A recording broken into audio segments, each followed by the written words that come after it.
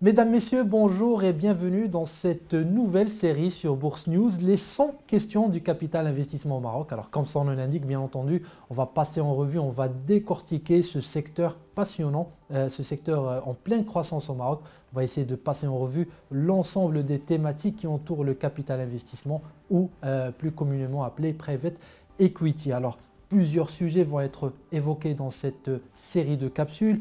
On va vous guider à travers les principes fondamentaux, les bénéfices et les mécanismes du capital investissement. Bien entendu, dans le contexte marocain, on va être très terre à terre, très opérationnel et très factuel dans le traitement de l'information. Et puis dans cette série, nous allons vous expliquer de manière claire et accessible tous les principes autour du capital investissement. On mettra à la fois en avant le rôle des investisseurs, des entrepreneurs, mais également des sociétés de gestion et des régulateurs dans ce marché. Et pour m'accompagner dans cette série, eh bien, j'ai l'immense plaisir d'accueillir un professionnel qui a bien roulé sa bosse dans le secteur et dont on va essayer de tirer le maximum. Il s'agit de Farid Belfadel. Bonjour Farid. Bonjour Adil. Comment ça va? Très bien, et vous? Alors très bien, merci beaucoup. On va rapidement rappeler votre expérience avant de rentrer un peu plus dans le détail. Alors vous avez démarré votre carrière bien entendu dans le secteur financier, puis vous avez rejoint Afrique Invest, la société de gestion Afrique Invest en 2000 et où vous avez été associé directeur d'investissement jusqu'en décembre 2023, donc quelques 24 années d'expérience dans le capital investissement dans lesquelles vous avez étudié plus de 200 opportunités d'investissement et vous avez conduit la structuration et l'exécution d'une trentaine d'opérations d'investissement et d'une vingtaine d'opérations de désinvestissement, car on va l'apprendre dans cette série, investir c'est bien, désinvestir c'est aussi un art qu'on doit maîtriser dans le capital investissement, on en parlera. Et puis vous avez opéré tout cela bien entendu dans plusieurs secteurs. Si Farid, est-ce que vous êtes prêt pour les 100 questions du capital investissement? Je suis prêt. Très bien, alors on va procéder un peu en entonnoir, commencer par des questions un peu généralistes, nous accorder sur les concepts avant d'aller plus loin. Et justement, si Farid, ma première question, qu'est-ce qu'on veut dire par capital investissement? Alors le capital investissement, il fait référence à des investissements réalisés dans des sociétés non cotées. Ces investisseurs, ils fournissent des capitaux à ces entreprises en échange d'une participation au capital. Ces entreprises, ils sont généralement en croissance ou en restructuration. Ces investisseurs cherchent un retour sur investissement sur une période de développement qui varie de 4 à 6 ans. Très bien. Et ensuite, ils vont procéder peut-être à la vente de leurs actions, n'est-ce pas? Donc après cette période de 4 à 6 ans, c'est une revente d'actions qui se fait à travers plusieurs sorties qu'on va voir après. Très bien. Alors aujourd'hui, comment on peut qualifier l'état de ce secteur du capital investissement au Maroc? Alors le marché du capital investissement au Maroc, il est en pleine expansion. Bien qu'il est encore jeune par rapport aux standards internationaux. On parle d'un marché de 14 milliards d'investissements sur les 23 dernières années, dans 280 entreprises, soit une moyenne d'une douzaine d'entreprises par an, un ticket moyen aussi de 50 millions de dirhams. Donc ça reste un marché encore jeune. Si on compare au marché français, on est sur un marché de plus de 300 entreprises, de sociétés de gestion de fonds d'investissement. Si on prend que l'année 2023, il y a plus de 2500 entreprises qui ont bénéficié de la levée de fonds sur cette classe d'actifs.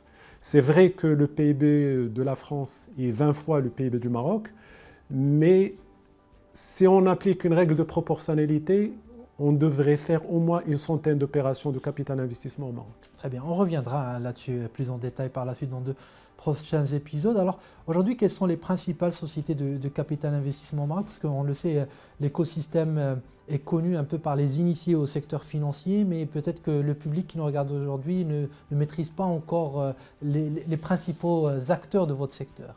Au Maroc, il y a une vingtaine de sociétés de gestion de fonds d'investissement. Je citerai les plus anciens qui ont démarré dans les années 2000, Afrique Invest, CDG Growth Capital, Méditerranée Capital et d'autres. Ces 20 sociétés de gestion, elles ont levé plus de 60 fonds d'investissement depuis les années 2000, un total de 22 milliards de dirhams. Ces sociétés de gestion, elles font une vingtaine d'opérations par an. Et avec le fonds Mohamed VI pour l'investissement, ce marché est attendu à être plus dynamique et à doubler sa taille dans les années à venir. Doubler de taille, c'est impressionnant. Alors, vous venez de comparer le marché marocain au marché français. Si on devait prendre des comparaisons plus proches de nous, par exemple les marchés émergents, est-ce qu'on peut dire que là aussi on est en retard? Alors, si je prends que l'Afrique, donc on est dans le top 5, donc deuxième, troisième, ça dépend des années. Et les marchés qui sont avec nous dans le top 5, donc il y a l'Égypte, il y a l'Afrique du Sud, il y a le Nigeria, il y a le Kenya. Très bien. Alors, on va finir peut-être cette capsule avec une dernière question et sur laquelle on va revenir ensuite dans de prochains épisodes parce qu'elle est très importante, elle est centrale. Quelles sont, de manière très schématique et bien entendu on détaillera tout cela par la suite, les principales étapes d'une transaction de capital investissement? Oui, merci à Adil pour cette question. Une opération de capital investissement, il passe par un processus structuré. Ça démarre par la prospection ou l'outsourcing. Donc les sociétés de gestion identifient et cherchent des opportunités d'investissement, des entreprises qui ont un fort potentiel de croissance, soit à travers le réseau, soit à travers les banques d'affaires locales, parfois à travers des banques commerciales, ou bien à travers une approche proactive en sélectionnant des entreprises via des bases de données. Ça, c'est la première étape.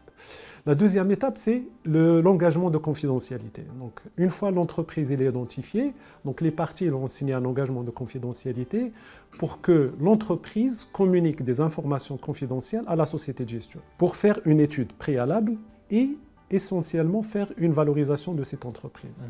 La troisième étape, c'est la lettre d'intention. Donc, une fois nous avons une valorisation à proposer à l'entreprise ou bien aux associés de cette entreprise, donc la société de gestion, il signe une lettre d'intention où il confirme son intérêt à l'opération en communiquant un montant d'investissement et en communiquant un pourcentage à détenir dans le capital de la société. Une fois la lettre d'intention est acceptée par les associés de cette société cible, on passe à la quatrième étape qui est l'étape des due diligence. Donc la société de gestion, elle va mandater des cabinets spécialisés qui vont faire un audit financier, comptable, fiscal, environnemental, commercial, confirmer aussi le business plan. Une fois nous avons les rapports de ces due diligence, l'étape suivante, c'est la négociation.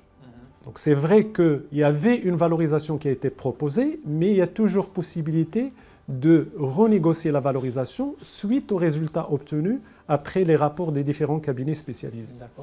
Une fois la négociation est arrêtée, donc on se met d'accord sur les termes d'investissement, le montant à investir, le pourcentage du capital, les droits de l'investisseur. L'étape suivante, c'est la documentation juridique ou la documentation transactionnelle. Cette documentation juridique, c'est 3 contrats principaux. Le premier contrat, c'est le protocole d'investissement où on décrit la transaction. Le deuxième contrat, c'est le pacte d'actionnaires, qu'on appelle aussi le contrat de mariage, parce qu'il y a une date de conclusion, il y a une date de séparation.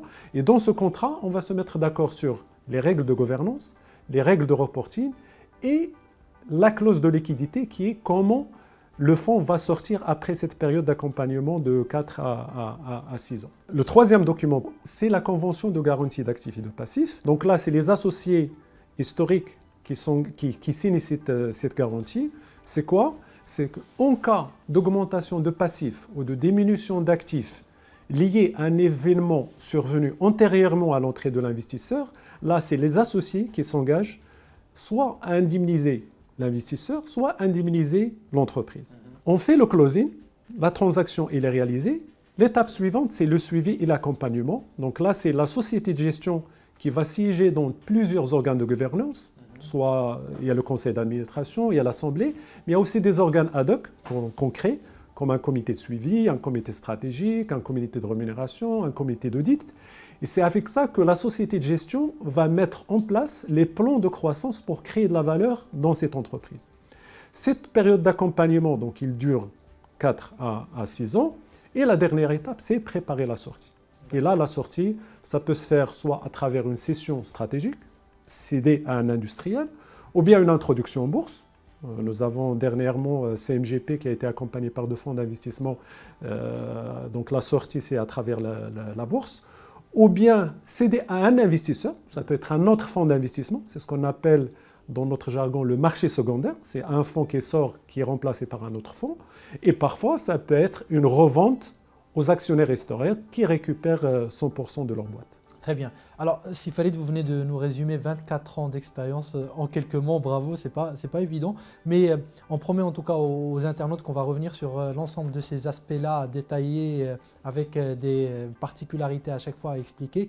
Et je vous remercie pour ce premier épisode ensemble. Avec plaisir. Et je vous dis à la prochaine pour une nouvelle capsule des 100 questions du capital investissement au Maroc. Merci. De rien.